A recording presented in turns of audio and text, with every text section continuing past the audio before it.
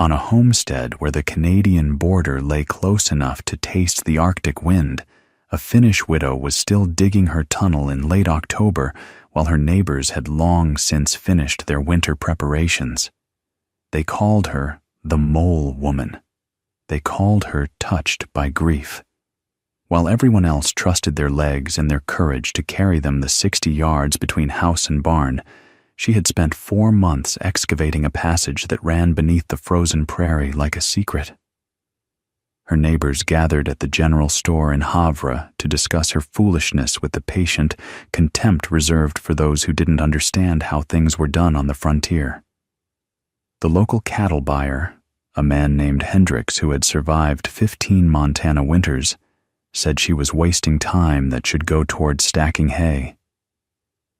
The other homesteaders' wives whispered that losing her husband to the wolves last spring had broken something inside her, that she was building a grave for herself instead of accepting the life the prairie demanded. They couldn't understand why any sensible woman would spend a summer moving dirt when the distance from house to barn was barely a minute's walk. In this country, where men prided themselves on facing the cold head-on, hiding underground seemed like cowardice dressed up as preparation. But that fool woman's tunnel, the one they said would collapse or flood or prove utterly useless, it would save her entire herd when the killing cold came. A cold so deep that it would freeze cattle standing upright in their tracks. A cold that would turn the 60 yards between house and barn into a death sentence for anyone foolish enough to try walking it. What did she understand about wind chill, whiteout navigation, and the mathematics of survival that made her underground passage the difference between a living herd and 50 frozen carcasses? The widow's name was Helmi Korhonen. She had come to Montana Territory with her husband Aino in the autumn of 1884, drawn by the promise of open range and grass that grew thick enough to support cattle through the long winters. Aino had been a miner in the copper country of Michigan's Upper Peninsula before that, a man who understood what it meant to work below the surface, to move through spaces carved from the earth itself. He had spent his youth in tunnels, and he had taught Helmi that the ground offered protection the sky could never match.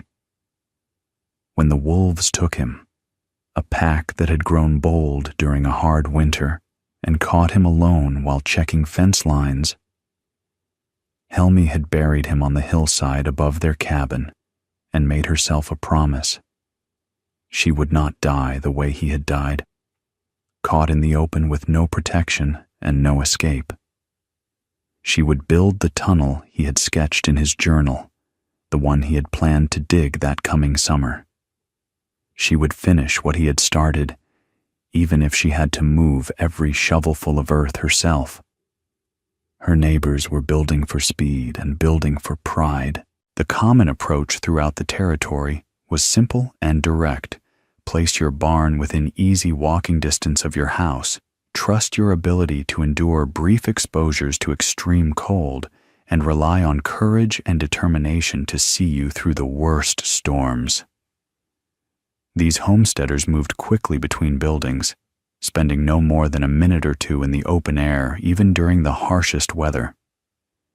They figured that any storm they couldn't walk through wasn't worth preparing for, because such storms were rare enough to be dismissed as freak occurrences. The theory was sound for ordinary winters. The execution would prove fatal when the extraordinary arrived. Montana winters brought cold that settlers from gentler climates couldn't imagine. Temperatures of 20 below zero were common. 30 below happened several times each season. 40 below occurred during the worst cold snaps, usually accompanied by winds that multiplied the cold's killing power through a phenomenon the old-timers called the White Death. Wind chill that could freeze exposed flesh in minutes and turn a short walk into a death march. But what arrived in January of 1887 was something beyond ordinary cold. Something beyond even the worst the old-timers had witnessed. A mass of Arctic air, pushed south by pressure systems that aligned in ways no one could predict, descended on the northern plains with temperatures that would later be recorded at 70 degrees below zero when wind chill was calculated. The actual thermometer readings touched 52 below in Havre. The wind made it worse, so much worse that the numbers lost meaning. At 70 below, exposed skin froze in 30 seconds. Lungs burned from breathing air that cold. Eyes watered and froze shut. The human body simply wasn't designed to function in such conditions, not even for the brief time required to walk 60 yards across open ground. Helmi had spent the previous summer preparing for exactly this possibility. The excavation had begun in late May, after the ground thawed enough to accept a shovel. The passage would run in a straight line from the northwest corner of her root cellar to the feed room of her barn, a distance of 187 feet that she measured with a length of rope and marked with stakes driven deep into the prairie soil. The tunnel needed to be deep enough to stay below the frost line and avoid the drifting snow that could bury a shallow trench, but not so deep as to require timbering beyond her carpentry skills and limited lumber supply. After studying the drainage patterns around her buildings during spring runoff, she settled on a depth of 6 feet, enough clearance for her to walk upright without stooping, deep enough to maintain consistent temperature regardless of surface conditions. The extra depth, compared to what most men would have dug, reflected her understanding of Montana's particular challenges. Snow here didn't just fall, it drifted in waves that could bury a one-story building overnight. A shallow tunnel would become a shallow grave when the first serious blizzard packed the entrance solid. The work proceeded in sections during the early morning hours before her other chores began. Helmi would dig 8 to 10 feet of trench each day, removing roughly 2.5 tons of prairie soil that she carefully piled to form windbreaks around her barn foundation. The excavated earth wasn't waste. It became part of the overall weather protection system, creating berms that would redirect snow away from the barn doors and provide additional insulation against the driving wind. The digging itself was brutal labor that left her arms aching and her back screaming for rest. Prairie soil was not soft. It was laced with roots and rocks, compacted by thousands of years of buffalo hooves and summer drought. Some days she moved barely 6 feet. Some days she hit stones that required hours of work with a pry bar before they would budge. But every evening she measured her progress with the rope, calculating how many days remained until the passage would be complete. Her neighbors watched from a distance, shaking their heads at the sight of a woman moving dirt like a railroad laborer. Some offered to help, though their offers carried the unspoken suggestion that she should abandon the foolish project rather than waste more effort on it. Others simply laughed when they passed her claim, pointing at the growing pile of earth and the trench that stretched a little longer each week. Helmi thanked the helpful ones politely and ignored the rest. She had learned from Aino that explaining engineering to people who didn't want to understand was a waste of breath, better spent on labor. The structural requirements demanded careful attention to details that her neighbors would never have considered. Every 4 feet along the trench, Helmi installed vertical support posts cut from lodgepole pine, 8-inch diameter timbers sunk 2 feet into undisturbed soil and extending to the roof planking above. Between these posts, she fitted horizontal boards to prevent soil cave-ins, using lumber she had hauled from the sawmill in Havre and paid for with money that should have gone toward next year's cattle purchases. The expense troubled her, but not enough to stop. Aino had always said that money spent on safety was money that paid for itself when trouble arrived. The neighbors who mocked her expenditures would learn the truth of that principle soon enough. The roofing system required the most careful engineering. Helmi laid 3-inch planks across the trench at 12-inch intervals, creating a deck strong enough to support not just the weight of packed earth above, but the additional load of snow that would accumulate during winter storms. Over this planking, she spread a layer of tar paper purchased at considerable expense from the general store, necessary to prevent water infiltration that would turn the passage into a frozen death trap during the freeze-thaw cycles of early spring. Finally, she covered the entire length with 18 inches of prairie sod cut in uniform blocks and fitted together to create a living roof that would shed water while providing insulation. The sod would grow together over the summer, creating a seamless surface that would be nearly invisible by the time winter arrived. Drainage represented the most critical element of the design. Helmi pitched the passage floor at a grade of 1 inch per 6 feet of length, sloping downward from the house toward a gravel-filled sump near the barn end.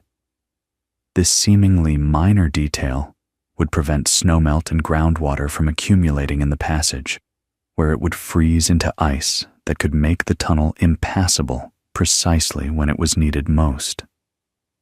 At the house end, she constructed a proper entrance through the floor of her root cellar. A trap door fitted with rope hinges and a wooden latch that could be operated even with mittened hands. At the barn end, the tunnel emerged into the feed room through a similar door set into the foundation wall, positioned so that it would remain accessible even if snow drifted against the barn's exterior. By late September, the passage was complete but untested. Helmi walked its length in the cool autumn air, checking the support posts for settling, examining the roof planks for signs of moisture, testing the drainage by pouring buckets of water at the high end, and watching it flow toward the sump. Everything functioned as designed. The tunnel was ready. The first real test came during a November storm that dropped temperatures to 35 below zero and brought winds that rattled the windows in their frames. Helmi's neighbors struggled through the blowing snow to reach their barns, returning with frostbitten faces and fingers that would ache for weeks. 2 homesteaders lost calves that night when they couldn't reach the animals in time to bring them into shelter. Helmi simply opened her trap door and walked to her barn in the calm, protected air of her tunnel. The temperature underground held steady at 28 degrees, cold enough to require a coat, but survivable for hours if necessary. She fed her cattle, checked the water supply, and returned to her house without ever exposing herself to the killing wind above. The neighbors heard about her success and dismissed it as unnecessary. 35 below was cold, they admitted, but survivable for a quick walk if a person dressed properly and moved with purpose. A tunnel might help, but it wasn't worth the effort of building one. Any real homesteader could handle a little cold. Then January arrived. The morning of January 9th, 1887, began like any winter day on the Montana prairie. Helmi stepped outside at dawn to check the sky, finding it clear with only a light wind from the northwest. The thermometer nailed to her kitchen doorframe read 12 above zero, cold but manageable. She could see the mountains to the west, a sign that the weather would hold for at least another day. By noon, the sky had begun to change. A line of clouds appeared on the northern horizon, darker than any clouds Helmi had seen before, moving with a speed that seemed unnatural. The wind picked up, shifting from northwest to due north, carrying a cold that bit through her coat like it wasn't there. By 2 o'clock, the clouds had swallowed the sky. The temperature had dropped to 15 below and was still falling. The wind had become a constant scream, driving snow that seemed to materialize from the air itself rather than falling from above. By 4 o'clock, the world outside had ceased to exist. Helmi stood at her kitchen window and saw nothing. Not her barn 60 yards away, not her fence posts 10 feet from the house, not even the ground beneath the snow. The white was absolute, a void that had replaced the familiar landscape with something that didn't seem possible. The thermometer read 42 below zero, but the wind made that number meaningless. The cold out there was beyond measurement, beyond anything the instrument had been designed to record. She opened her trapdoor and descended into the tunnel. The passage was dark, lit only by the lantern she carried, but the air was calm and almost warm compared to the howling death above. The temperature held at 26 degrees, the earth itself providing insulation against the cold that was killing everything on the surface. Helmi walked the length of the tunnel in 5 minutes, emerging into her barn's feed room to find her cattle restless but alive. The animals needed water. Their trough had begun to freeze despite the relative warmth of the enclosed barn.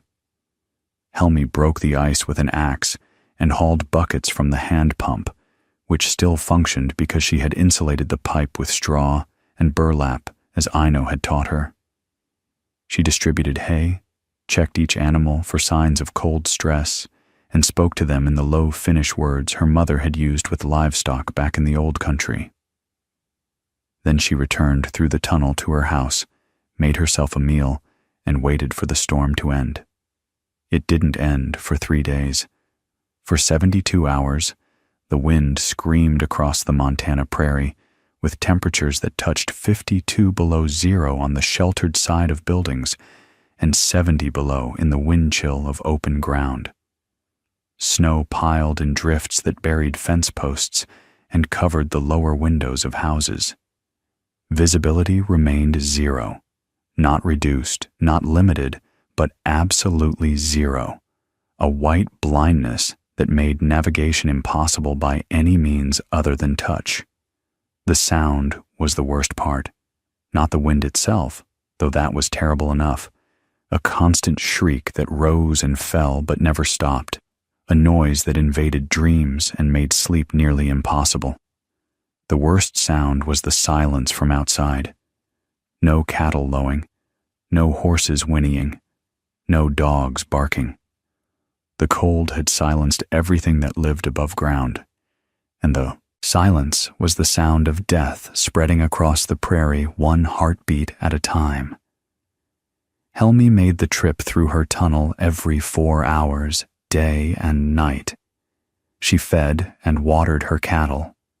She monitored the temperature in the barn and adjusted the ventilation to prevent the respiratory problems that killed livestock in sealed buildings during extended storms.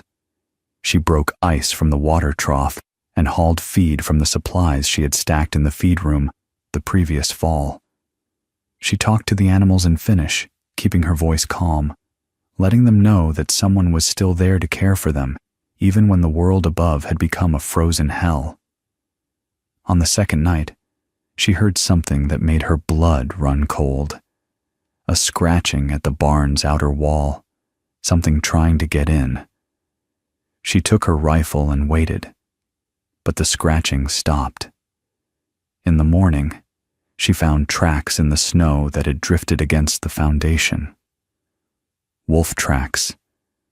A pack that had survived the cold and was looking for anything still alive to eat. They had smelled her cattle through the walls, but couldn't find a way in. They were gone by the time the storm ended, driven south by hunger and desperation. Her neighbors, the ones who had mocked her tunnel as the project of a grief-maddened woman, were fighting for their lives. Hendricks, the cattle buyer who had said she was wasting time, tried to reach his barn on the second morning of the storm. He made it 20 yards before the wind knocked him down and the cold began freezing his exposed face. His wife found him by following the rope he had tied around his waist, dragging him back inside with frostbite that would cost him 3 fingers and part of his left ear. His cattle went without water for the duration of the storm. 11 of them died. The Gustafson family, a Swedish couple with 4 children whose homestead lay 2 miles east of Helmi's claim, lost their entire herd, 37 cattle frozen in a barn that the family couldn't reach to provide water or adjust ventilation. The animals had suffocated on the moisture from their own breath, the sealed building becoming a death chamber when the condensation froze and blocked what little airflow the structure provided.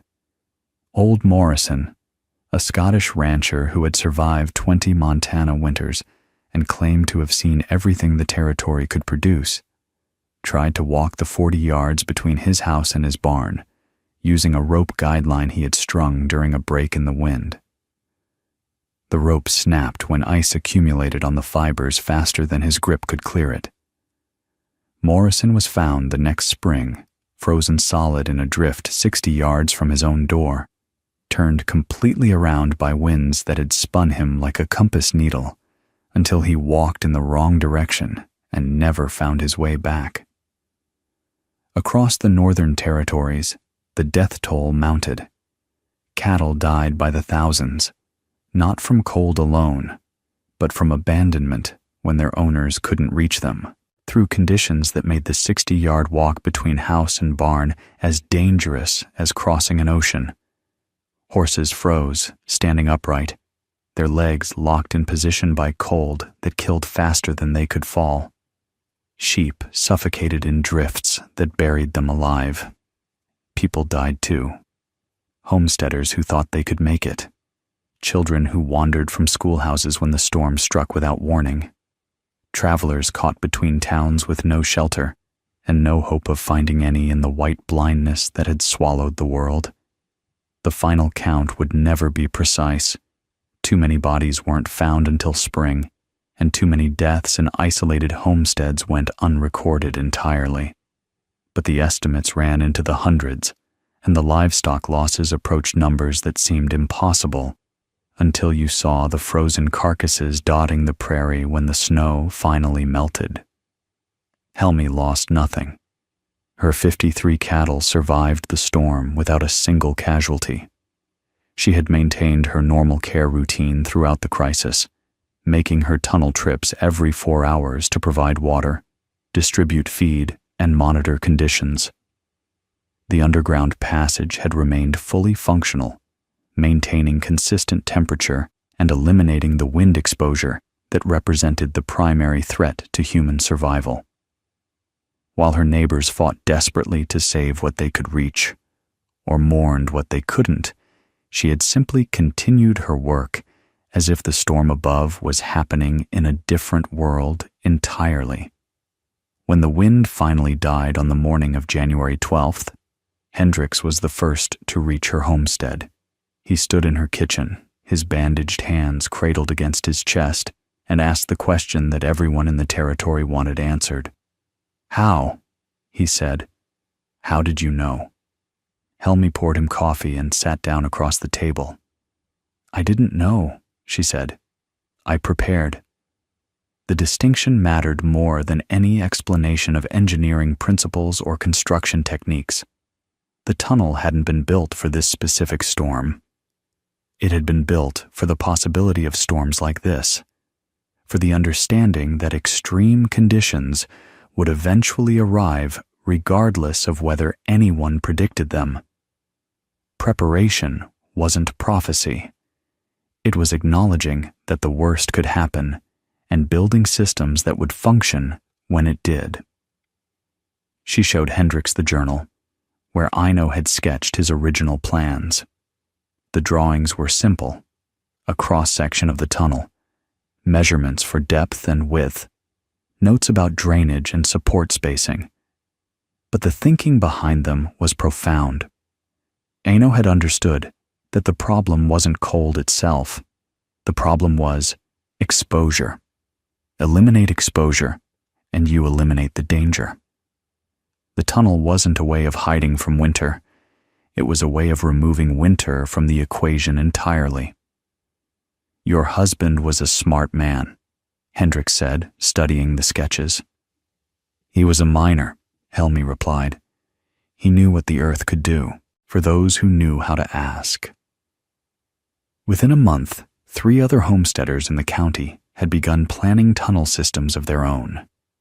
Hendricks, his hands still healing, spent hours with Helmi discussing the drainage requirements, support spacing, and waterproofing techniques that had made her passage functional during conditions that had tested every aspect of its design. The measurements and material specifications that had seemed excessive during the planning phase were now recognized as conservative engineering that had provided adequate safety margins when faced with weather beyond the normal range of frontier experience. The mole woman wasn't called that anymore. Now they called her something else, a name that spread through the scattered homestead community as survivors shared accounts of who had lived and who had died, and why the differences had mattered. They called her the woman who understood. Helmi lived on her Montana homestead for another 34 years, surviving winters that would have killed her a dozen times over if she had trusted her legs instead of her tunnel. She expanded the passage twice, adding a branch that led to her chicken coop, and another that connected to a root cellar she built halfway between house and barn for storing vegetables through the long, frozen months.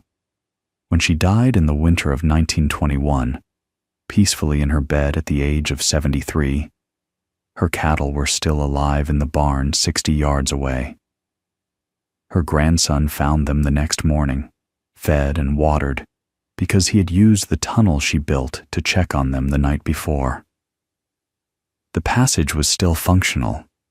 The timbers had settled and the roof planks had weathered. But the drainage worked and the structure held, and the air inside remained calm and survivable when the wind above was trying to kill everything it touched. Some lessons take a long time to learn. Some people never learn them at all. But the cold knows. The cold always knows. And it takes what you fail to protect. Helmi protected everything. And for 34 years, everything survived.